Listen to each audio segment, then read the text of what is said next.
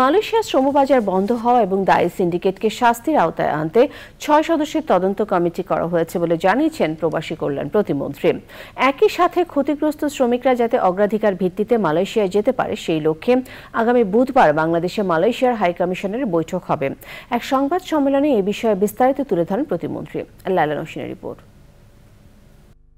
2022 সালের 1 জুলাই থেকে 31 মে 2024 পর্যন্ত 5,26,673 জনকে মালয়েশিয়ার নিয়োগ অনুমতি দেয় প্রবাসী কল্যাণ ও বৈদেশিক কর্মসংস্থান মন্ত্রণালয়। এর মধ্যে বিএমইটি ছাড়পত্র পায় 4,93,642 জন।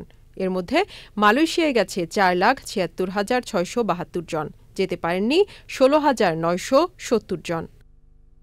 মালয়েশিয়ার শ্রমবাজার বন্ধ হওয়ায় ক্ষতিগ্রস্ত শ্রমিকদের ক্ষতিপূরণ ও দায়ীদের বিরুদ্ধে কী ব্যবস্থা নেওয়া হবে এ বিষয়ে জানান প্রবাসী কল্যাণ প্রতিমন্ত্রী। আমরা এক সপ্তাহ আগে চিঠি দিয়েছিলাম যে আমাদেরকে আরও এক সপ্তাহ বাড়ানোর জন্য মালয়েশিয়ান গভর্নমেন্টকে। মালয়েশিয়ান অ্যাম্বাসেডর যিনি বাংলাদেশে নিযুক্ত আছেন ওনার সাথেও আলাপ করেছি।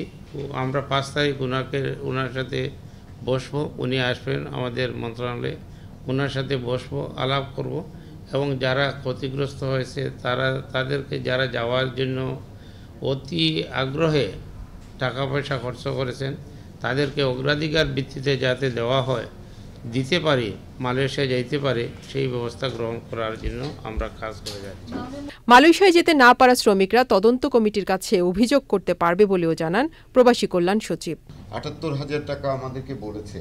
এখন যদি কেউ অভিযোগ করে যে না উনি 4 লক্ষ 5 লক্ষ টাকা দিয়েছেন এবং সেই অভিযোগটা এই কমিটির কাছে করতে পারবে। যদি কোনো কর্মী যেতে না পারেন তারা যেন আর্থিকভাবে ক্ষতিগ্রস্ত না হয় সেই বিষয়ে বাইরার দায়িত্ব নিয়েছেন, ওই মিটিংয়ে তারা বলেছেন এবং আমরা আশা করব যে বাইরা তার কথা রাখবে এবং যদি আমাদের কাছে এরকম অভিযোগ পেলে আমরা অবশ্যই এটা সিরিয়াসলি দেখব। সরকার সিন্ডিকেটে বিশ্বাসী নয় বললেও শ্রমিক নিয়োগে সিন্ডিকেট নির্মূলে কার্যকর কোনো পদক্ষেপ নেই সরকারের বলে মনে করছেন সংশ্লিষ্টরা। Laila Nowshin, channel I, Dhaka.